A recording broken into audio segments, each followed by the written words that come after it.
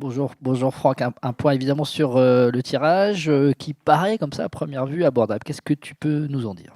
Je crois que j'ai prévu ma réponse sur le groupe, mais Excuse-moi. non, non. Euh, il paraît abordable, ça reste des équipes, quand même pour un certain nombre qui sont habitués aussi à la Coupe d'Europe. Et les matchs, faut les gagner sur le terrain. On peut toujours dire ce qu'on veut des tirages. La réalité, elle est sur le terrain. Alors bien sûr que l'ambition, mais de toute façon c'était l'ambition de départ, hein, c'est de sortir de la phase de groupe, et donc ça l'est toujours, évidemment. Mais mais il n'y a pas de, enfin, pour en avoir vécu quelques-uns, et pas toujours dans des conditions simples. Les matchs simples en Coupe d'Europe, déjà en Ligue 1, ça existe quasiment jamais, et en Coupe d'Europe encore moins. La Juventus quand même, c'est le gros morceau du groupe, la belle affiche. Sera là-bas, mais c'est une belle affiche. Oui, oui, mais c'est un match de Coupe d'Europe, voilà, sur lequel il faudra tout faire pour aussi faire un résultat. Je sors d'une émission, on a parlé de match de gala, je dis non, c'est pas un match de gala, hein. C'est un match de Coupe d'Europe, et avec 3 points en jeu. Mais évidemment, c'est un des noms. Il y a quelques gros noms dans cette Europa League, et évidemment la Juventus fait partie de ces très gros noms. On parle beaucoup de l'expérience en Coupe d'Europe par rapport au club. Euh, à ton niveau, personnellement, tu as aussi des expériences en Coupe d'Europe, des heureuses, des moins heureuses avec Lens en Ligue des Champions, la saison dernière avec Nice. Est-ce que ça peut aussi, pour un entraîneur, aider à aborder ces compétitions-là et ces matchs-là? La seule chose que je sais, peut-être on va conclure sur la Coupe d'Europe là-dessus, parce que moi c'est le match du Mans qui m'intéresse, mais euh, la seule chose que je sais par rapport à la Coupe d'Europe, c'est que faut y arriver en étant armé. Voilà. Si vous n'avez pas toutes les armes, bah ça passe pas du tout. Voilà. Et je l'ai vécu en étant avec un groupe armé, avec peu de blessures, un effectif assez dense, etc. Et en Ligue des Champions, ça s'est plutôt correctement passé.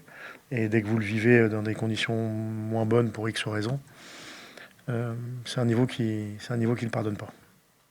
Bonjour Franck, juste avant de parler du Mans, dernière petite parenthèse, la Ligue vient de communiquer la décision que donc le match contre le PSG, le match retour, serait bien au Parc des Princes.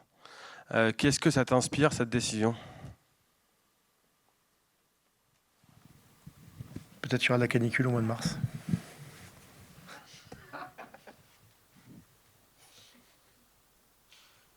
Je vais laisser le club répondre. Je pense que c'est mieux. Je pense qu'il y a une réponse officielle que fera le club, parce que. Mais ouais, voilà. Ma réponse, c'est il y aura peut-être de la canicule au mois de mars. Le groupe, du coup? Je me dévoue pour le groupe. Merci Christophe. Il fait même plus son job en fait. Je n'irai pas jusqu'à dire ça. Non, il y a un petit doute à lever par rapport à Brice. On verra demain. Et puis après, il y a eu des petits bobos ici ou là en début de semaine avec Nagui, mais qui a repris l'entraînement aujourd'hui. Euh, mais c'était pas entraîné sur le début de semaine. Je suis vite parti après l'entraînement et après le tirage, donc j'ai pas eu le temps de faire un point médical par rapport au petit bobo qu'il y avait eu, mais sa séance a eu l'air de bien se passer. Et après, voilà, la seule aujourd'hui, je dirais que la seule question qui va pouvoir se poser, c'est on va voir Brice comment il est demain. Il a quoi? Il y a eu, c'est un... Un petit gène musculaire, donc faut qu'on fasse le point. On fasse le point précisément. Mais là, hier, il était en salle aujourd'hui. Le Mans, c'est totalement différent du Paris Saint-Germain. On a vu plein de bonnes choses dimanche dernier.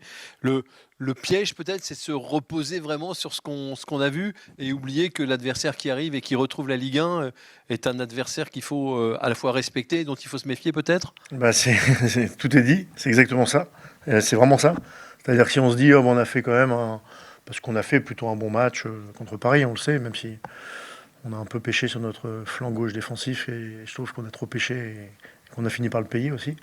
Mais, globalement, on a quand même fait des bonnes choses, et je dirais même au moment où on a pris les buts, c'était presque là où on avait un peu plus desserré les teintes quand je revois le match en vidéo. Bon, bref, c'est comme ça. Mais ce qui est sûr, c'est que si on se dit, oh bon, bah, on va pouvoir en faire 15% de moins, Et face à cette équipe du Mans, j'ai regardé évidemment le match, puis j'avais aussi regardé un peu leur préparation, qui est sur une très belle dynamique, qui a de la verticalité dans le jeu, c'est bien huilé, il y a beaucoup d'énergie. Si nous, on ne met pas un haut niveau d'énergie, d'intensité et en même temps de qualité, de justesse, bah, voilà. Donc on sait qu'on est attendu là, et j'attends qu'on fasse une belle perf, même si le match il sera évidemment différent. Voilà, on va pas comparer on comparera pas les matchs. Mais ce qu'on peut comparer, c'est notre niveau d'engagement. Et ça, j'attends un haut niveau d'engagement et de détermination sur le match du Mans. Est-ce que ce genre de match qui est le match avant la fin du mercato, ça te perturbe tous les ans? Est-ce que tu sens que c'est des moments un peu compliqués pour un groupe, pour les mettre vraiment la tête dans la compétition? Honnêtement, non, parce que tous ceux qui s'entraînent, vous savez que le club s'était exprimé, 2-3 joueurs qui s'entraînent de façon individualisée, en attendant justement la fin du mercato, en voyant s'il y aura un projet pour eux. Donc le groupe qui s'entraîne au quotidien, moi depuis maintenant 15 jours, c'est voilà, les choses sont claires. Hein. Voilà. Alors après, je dis pas que ça va pas encore changer là-dedans, hein, parce que ça reste le mercato, mais et dans un sens comme dans un autre. Mais non, j'ai un groupe qui est très très concerné, et enfin, en tout cas, il y a rien enfin, il n'y a pas d'excuse par rapport à ça en tout cas. Voilà. Lors du match contre Paris, il y a eu la décision de placer Cresswell axe droit. Est-ce que tu peux nous expliquer cette décision et comment tu as trouvé? On l'avait vu pendant la préparation, tu nous en avais parlé aussi, qu'il avait été très, très verbal, très, très intervenant, quelque chose qui manquait avant à l'équipe. Donc là, dans un match en plus où il est mis à contribution, voilà, comment tu l'as trouvé sur son premier match? La décision de me faire jouer axe droit, de toute façon, à partir du moment où j'avais deux droitiers, voilà, on avait travaillé dans les dernières semaines des deux côtés pour voir. Voilà, Abdé était plutôt habitué à jouer axe droit aussi, mais voilà, je pensais que ça pouvait être une bonne solution et en tout cas sur ce match-là, je trouvais qu'à la fois Charlie et à la fois Abdé, même sur l'autre côté, tous les deux ont fait des bonnes choses et que ça m'a paru mieux qu'en faisant l'inverse. Bon, après, ça reste toujours deux droitiers mais Abdé s'en est bien sorti. Ils peuvent trouver des passes différentes. Ça n'empêche pas non plus d'amener la fixation. Donc ça, c'était plutôt positif. Puis après, pour revenir sur Charlie, il n'avait pas fait 90 minutes depuis la fin de saison dernière. Et encore, il n'avait pas fait le dernier match, si je ne dis pas de bêtises. Donc ça faisait un moment qu'il n'avait pas fait 90 minutes. Dans un match avec une intensité, parce que quand je vois les datas, c'est une intensité folle des deux côtés d'ailleurs. Il a quand même... voilà, on voit déjà tout ce qu'il peut apporter à l'équipe, que ce soit dans le placement, et puis dans tout ce qui est vocal, comme je disais, et aussi dans la façon de défendre la surface. Parce qu'on va pouvoir s'en inspirer de sa façon de défendre la surface, parce que pour le coup, il défend extrêmement bien la surface de réparation. Sur le plan offensif, dans quelle disposition tu trouves Eliezer qui n'a pas joué donc, contre Paris? Est-ce que tu attends éventuellement une option offensive supplémentaire sur la fin du mercato s'il y a un départ dans le secteur offensif ou s'il n'y a pas de départ? Pour revenir sur la première question, j'ai fait travailler Eli dans l'axe, d'une part parce que pour lui son poste préférentiel. À partir du moment où il n'y avait pas Brel et que le départ de Brel était envisagé, c'était plutôt là que, à la fois, il était prévu et qu'il avait des préférences. Maintenant, sur les 7 semaines où je l'ai fait travailler dans l'axe, il manque des choses. Voilà, il manque des choses. Donc depuis 2 semaines, je le fais plus régulièrement travailler sur les côtés, où il a des qualités. Maintenant, il y a de la concurrence sur les côtés. Il y a de la concurrence dans l'axe, mais il y a de la concurrence sur les côtés. Et en tout cas, voilà, je lui ai dit que j'attendais plus d'énergie, d'intensité de sa part, plus de régularité dans les performances, parce qu'il en manquait jusqu'à maintenant. Pour compléter sur le secteur offensif, Franck, est-ce que on sait que Ludo Blas, il y a des questions par rapport à la fin du mercato, est-ce qu'il va rester, est-ce qu'il va partir? Est-ce que c'est une possibilité dans ton esprit que s'il devait rester, Ludo Blas, il pourrait être une option au milieu de terrain, puisqu'il y a des départs au milieu de terrain, et que du coup, ça libère mathématiquement une place devant pour une recrue? Ce qui est certain, c'est qu'avec le départ de Seco, on devait avoir les 5 milieux, plus Henrik qui avance bien et qui est rentré le week-end dernier. Donc il y a un milieu de moins dans une saison, mais Ludo dans un registre différent, et d'ailleurs dans un registre différent aussi de tous les autres milieux, a à la fois le volume de jeu, les qualités techniques, parce que contrairement à ce que les gens peuvent penser parfois, Ludo court beaucoup, ouais, beaucoup de courses à l'image de nos autres milieux de terrain d'ailleurs. On a beaucoup de volume de jeu, et lui en a, et en plus il a à la fois la qualité technique et la capacité d'être créatif à certaines équipes aussi dans ce secteur de jeu. Donc Ludo a aussi ces derniers jours, même depuis la semaine dernière, beaucoup travaillé dans le cœur du jeu. Voilà, parce que je pense qu'il en a. Enfin, c'est pas je pense. Ses qualités font qu'il a qualité pour être un milieu créatif, relayeur. Donc ça, j'ai pas de doute. Et dans mon esprit, il a la capacité d'être sur les postes de milieu excentré, plutôt faux pied, mais même s'il peut jouer de l'autre côté, et aussi dans le cœur. Et après, oui, ça peut libérer une place. Oui, ça peut libérer une place. En tout cas, dans la concurrence, j'ai beaucoup de profils qui peuvent jouer sur les côtés avec des profils différents. Peut-être que dans l'axe, c'est là où on a finalement, même s'il y a des joueurs qui peuvent doubler le poste et qui sont en capacité, comme Eli, comme Issa qui l'a fait avec le Havre, comme Moussa qui peut aussi le faire sur certains matchs, mais c'est peut-être là où il y a finalement le moins de joueurs. Voilà. Maintenant, est-ce que on pourra le faire, on pourra pas le faire, ça c'est un autre débat, c'est un autre sujet. Si on peut le faire et que ça convient à tout le monde, je suis pas contre. Je reviens sur les gardiens. Contre Paris, on a vu que c'était Kylian Belazouk qui était sur le banc. Est-ce que c'était conjoncturel? Est-ce que c'est lié au fait que le maître n'était pas prêt ou qu'il y a une concurrence qui s'est mise en place entre les deux? En fait, oui, j'ai entendu que c'était un débat. Mais en fait, c'est normal, vous n'avez pas toutes les infos. Mais comme vous me posez la question, je vais vous y répondre. Vous avez vu que Nico est arrivé, il ne pouvait pas tout faire au départ. Donc on l'a monté en puissance, 45 minutes, 60 minutes, 90 minutes sur le dernier match avec l'autre équipe. Et donc il a pu monter en puissance et maintenant il est capable de tout faire et tout bien faire.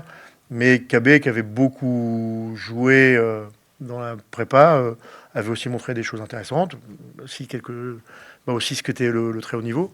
Et en fait, j'ai décidé, je les ai vus la veille, je crois, ou 2 jours avant, en leur disant qu'ils seraient en alternance 2 matchs et 2 matchs banc et tribune, parce qu'on part toujours à 3 gardiens de toute façon, qu'on commencerait par KB, 2 fois sur le banc, et ensuite 2 fois Nico, tout en essayant de leur faire jouer des matchs de temps en temps, ou avec la réserve, ou avec le groupe espoir, pour qu'ils puissent continuer, encore plus KB qui reste un jeune gardien, qui a besoin de jouer. Donc les choses sont claires avec eux. Et après, je leur ai dit, et si à un moment il y a Brice, une blessure, une suspension, c'est pas forcément celui qui doit être numéro 2 le week-end qui jouera. C'est moi qui déciderai. Et Ça, c'est un autre débat. Et donc là, si Brice ne pouvait pas jouer, Moi, je le sais. tu sais qui sera le gardien, Ouais. mais tu ne nous le dis pas. D'accord. Je voudrais juste revenir à ce que vous disiez à la fin de la. Je le dis pas parce qu'eux ne le savent pas. Et pour l'instant, Brice, il n'est pas encore forfait. Non, non. À la fin de la réponse sur Charlie, sur la défense, vous disiez que l'équipe devait s'inspirer un peu de la façon dont il défend la surface. Est-ce que vous pourriez développer un petit peu? Est-ce que c'est une question d'être plus proactif, d'être plus agressif dans le bon sens du terme, d'anticiper davantage? Qu'est-ce qui, à votre sens, est un axe de progression? C'est surtout la lecture des situations. C'est-à-dire que c'est où est-ce que le joueur peut mettre le ballon? Et en fonction de ça, où est-ce que je me déplace? Je prends le deuxième but qu'on prend. Bien sûr, il passe devant Quentin et Quentin a un peu de retard. Mais si Abdé est un mètre en dessous, là où il doit être, il n'y a pas but. Parce qu'il le prend de la tête. Et même l'intervalle, il est fermé. Et je ne suis même pas sûr qu'il y aille. Ou en tout cas, s'il y va, il est dans la zone. Et donc, on prend pas le but. Voilà. Sur ce but-là, il y a des petites erreurs cumulées.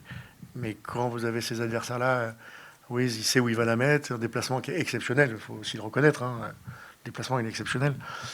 Et la finition, elle est pas mal non plus. Mais oui.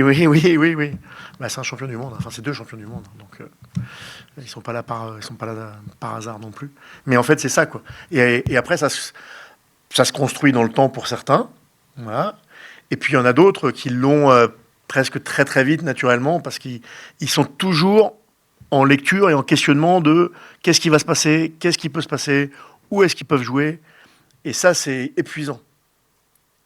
Et bon, même pour certains, ils l'ont beaucoup plus naturellement que d'autres qui parfois réagissent. Et des fois, on réagit, on peut encore récupérer le retard. Puis des fois, quand en face c'est très très fort, vous ne le récupérez pas le retard. 2 questions différentes. Première, comment progresse Naguida? On l'a vu commencer contre Paris. On sent qu'il a vraiment ce potentiel, mais que parfois c'est peut-être la concentration qui peut jouer des tours sur le terrain pendant un match. Et deuxième question, on parlait des règles d'arbitrage, des nouvelles règles la semaine dernière. Vous en avez subi une avec Brice qui a mis un peu de temps à dégager, ça a donné un corner au PSG. Est-ce que avec le staff, vous sensibilisez un peu, notamment Brice là-dessus, pour éviter ce genre de choses et concéder un corner un peu bêtement, sachant en plus qu'il avait pris par exemple 5 cartons jaunes la semaine dernière et qu'il avait été du coup suspendu à Marseille. Est-ce que vous le sensibilisez davantage là-dessus pour pas que ça se reproduise? Alors, dans le sens des questions, Nagui a un gros potentiel athlétique déjà, d'abord, peut-être. Mais ce énorme potentiel athlétique, et il faut aussi qu'il soit associé à, quand on est défenseur, déjà une bonne lecture des situations défensives, de la gestion de la profondeur, des fermetures à intervalles, des couvertures, etc. Et là, il y a quand même, et quand on revoit le match de Paris, il y a un chantier. Voilà, il faut dire comme c'est. Et il y a du travail, donc je le vois régulièrement en vidéo, individuelle. On fait beaucoup dans notre vidéo collective, mais par exemple, Nagui, je le vois régulièrement en vidéo individuelle parce qu'il y a un vrai travail à faire pour qu'il s'interroge toujours et qu'il n'arrive pas beaucoup trop de situations comme celles qui sont arrivées régulièrement contre Paris. Et puis après, il y a aussi les choix de jeu offensif, la justesse parfois sur certaines situations. Et ça, répétition, travail, jeu sous pression. Voilà. Mais c'est du travail. C'est du travail. Et l'avantage avec Nagui, c'est qu'il a à la fois un gros potentiel et que c'est quelqu'un de travailleur et d'à l'écoute. Donc je pense qu'on va continuer à avancer. Mais voilà, c'est sûr que quand on a des adversaires de très très haut niveau, comme c'était le cas, on voit vite que quand on revoit, déjà un peu en direct, mais quand on le revoit en vidéo, qu'il y avait des manques de ce côté-là. La deuxième question concernant Brice et les règles d'arbitrage. Alors déjà, on en a déjà parlé, puisque M.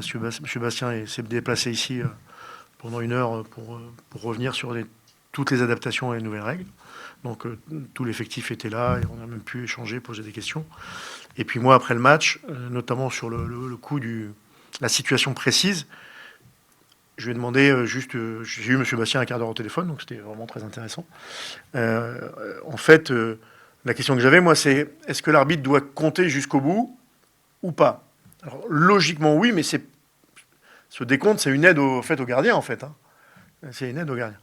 Sauf qu'au moment où, sur l'action dont on parle, Brice pense dégager loin, et M. Deschepis se retourne. Mais il avait quand même commencé le décompte. Ça, on peut pas Et après, en se retournant, il n'y a plus de décompte, mais le décompte était quand même lancé. Et comme le dégagement ne se fait pas, il revient, il n'y a plus de décompte, mais il était lancé le décompte. Et après, Brice a gardé trop longtemps le ballon. Voilà, tout simplement. Donc faut. Alors, on en a parlé avec Brice ce matin, justement, et il sait que ça va faire partie des choses et qu'il ne faut pas. Que le décompte, c'est une aide au gardien, faut le prendre comme ça, mais qu'il ne faut pas jouer avec le feu non plus. Parce qu'on prendra peut-être moins de cartons jaunes, mais on prendra peut-être plus de corners. Donc ça m'intéresse. Ils le font. Là, il aurait dû aller peut-être jusqu'au bout, mais en se retournant, forcément, ça peut s'entendre. Hein. Voilà. Mais c'est d'abord à nous d'être responsables. Hein. Je répète, le décompte, c'est une aide. il pourrait y avoir la règle des 8 secondes ou des 5 secondes sans décompte. Hein. Donc, bon, moi, je fais le décompte à l'entraînement, tous les entraînements. Hein. Donc, mais les joueurs connaissent les règles. Il faut faire avec. Hein. Il faut faire avec. Tu vas récupérer Mady Camara pour le match de dimanche. Tu as eu 3 milieux de terrain qui ont été performants contre Paris. Forcément, tu me vois venir sur la question par rapport au choix peut-être un peu plus complexe, forcément. Alors surtout, la question, ce serait comment tu vas orienter, on va dire, ta stratégie de choix en fonction des 4, là, aujourd'hui, qui sont peut-être plus ou moins proches, avec des profils un peu différents. Mais comment tu vas un peu gérer ça? Qu'est-ce que vous en pensez? Qu'est-ce que vous feriez? Si, je vous pose la question. Carrément. Qu'est-ce que vous feriez? C'est difficile de sortir Szymanski, par exemple, après le match qu'il a fait. Est-ce que c'est facile de sortir Thomasson? Non plus. Et Rongier, pareil. Pas facile, hein? C'est pour ça qu'on n'est pas entraîneur. Moi non plus. Je suis content d'avoir 4 joueurs comme ça. Voilà. Ça, c'est certain. Je suis content que le petit de Marcolino avance. Et je suis aussi content d'avoir Ludo Blas, comme je vous l'ai dit, qui est capable d'être performant aussi dans cette zone. Donc c'est un problème parce qu'en effet, notamment pour les 4 méritent d'être titulaires. Voilà, très clairement. Mais on ne va pas faire un losange pour autant. Donc il y en aura un qui ne sera pas titulaire. Mais vous savez, à partir de la semaine prochaine, à partir d'Angers, on joue 4 matchs en 15 jours. Et je pense que voilà, et que celui qui ne sera pas titulaire sera certainement amené à rentrer.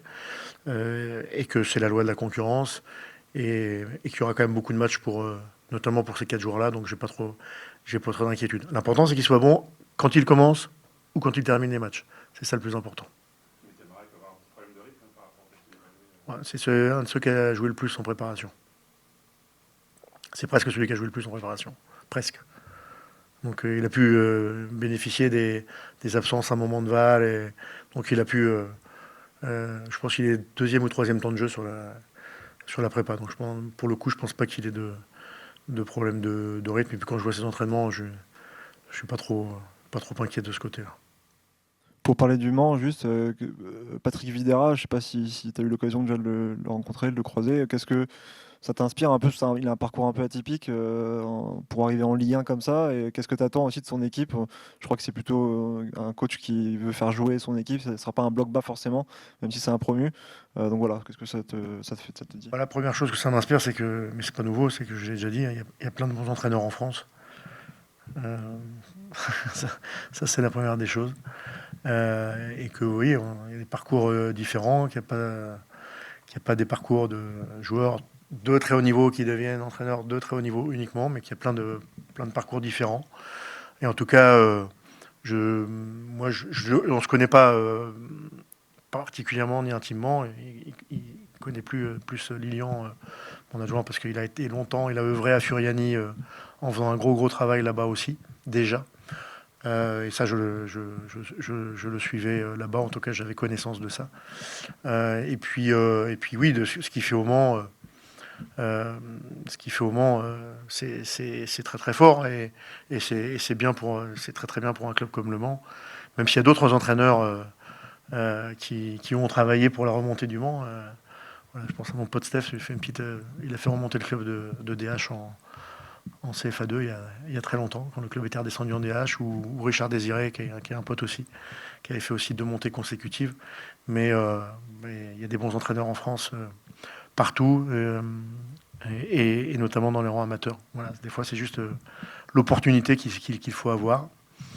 Et puis, quand on a l'opportunité, dans le foot, faut vite être à l'heure, parce que sinon, des fois, on n'a pas une deuxième.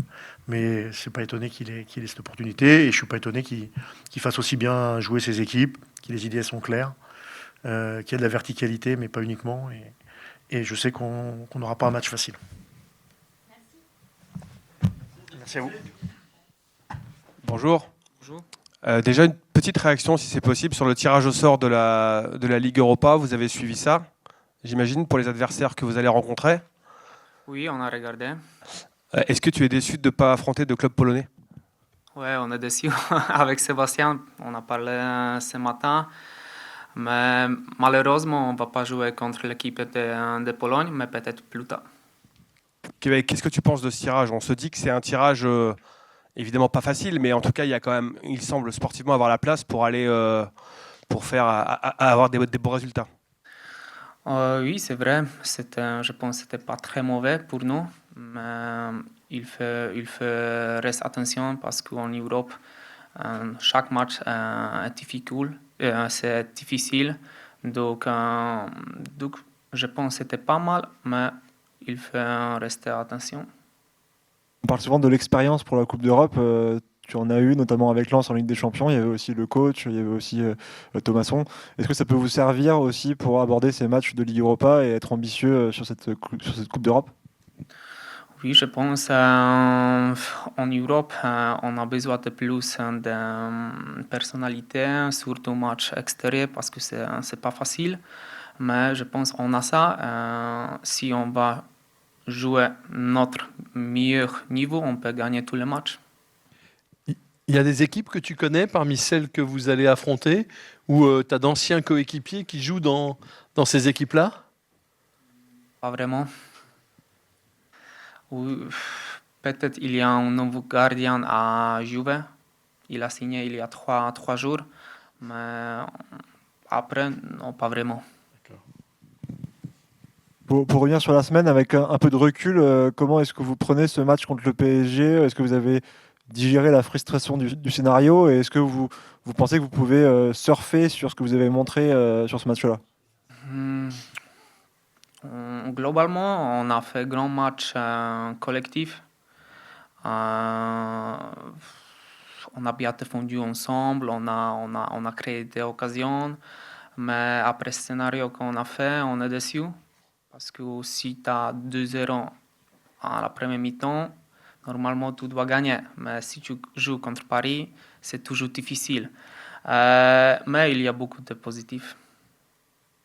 Comment tu juges l'évolution défensive de l'équipe? Il y a eu quelques soucis pendant la préparation. Là, vous avez encore pris 2 buts contre Paris, encore des petites erreurs.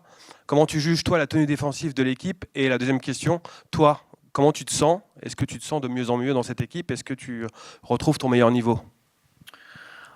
Oui, je me sens très très bien. J'ai bien préparé avec mon coach, après avec l'équipe. En fait, préparation c'était très longue, mais pour moi c'était obligé, donc je suis très content. Donc je me sens très très bien. Après l'équipe, je pense contre Paris on a bien défendu ensemble et aussi offensivement on a bien attaqué ensemble. On doit rester comme ça. Et maintenant, on a un match contre Le Mans, donc c'est obligé de gagner ce match. Justement, tu parles de ta condition physique. La saison dernière, tu as eu une saison un peu à trous avec pas mal de blessures. Avec le recul, comment est-ce que tu analyses cette période de ta carrière? Et puis, est-ce que tu as l'impression d'avoir réussi à mettre derrière toi ces problèmes récurrents que tu as eu physiquement? Ouais, c'était une période très, très difficile, je pense. Parce que j'ai fait une préparation pour la saison avec Galatasaray, pas avec Rennes. C'était trop léger pour le championnat en France. C'est pour ça que j'étais souvent blessé. Mais c'est l'expérience. J'ai pris ça et c'est tout. C'est après nous. Mais si je parle de ça, ça fait mal. Comme je vous dis, c'est après nous. Maintenant j'ai renforcé mon corps pendant les vacances. Donc, j'ai bien préparé pour la préparation avec l'équipe. Et voilà. Il y a aussi un petit changement tactique avec une défense à 4 qui va s'installer et un nouveau partenaire avec Charlie Cresswell qui est proche de toi en plus. Franck nous a déjà parlé de son côté leader qui communique beaucoup plus, que c'était quelque chose qui manquait à l'équipe. Comment tu as vécu ça et comment tu te sens dans ce nouveau schéma où tu as un rôle un petit peu différent? Oui, c'est très bon recrue. Il est très bon joueur. Il connaît bien le championnat en France. Il est jeune, mais il est déjà expérience. Donc, c'est très très bien. Il parle beaucoup pendant les matchs. Donc, on a besoin de ça. Donc, on est très heureux avec lui. Juste pour prolonger la question, par rapport au poste, aujourd'hui tu es latéral droit, tu as quand même beaucoup plus joué piston droit dans ta carrière, c'est quand même davantage là-dessus où on t'avait vu briller. Qu'est-ce que ça change pour toi maintenant au niveau des repères de jouer latéral droit? Oui, ça a changé, mais pas vraiment beaucoup. Si on a les balles, je peux attaquer, je peux beaucoup. j'ai beaucoup libéré dans ma poste. Mais après, défensivement, je travaille, c'est fait mon boulot. Et voilà, je suis là pour l'équipe. Ça, c'est mon objectif.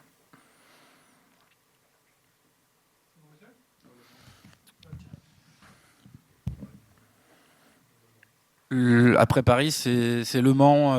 L'année dernière, on se souvient qu'il y avait eu un grand match face à Marseille à la première journée, avec aussi beaucoup de valeurs de solidarité comme contre Paris. Et la semaine suivante, ça avait été plus compliqué face à Lorient.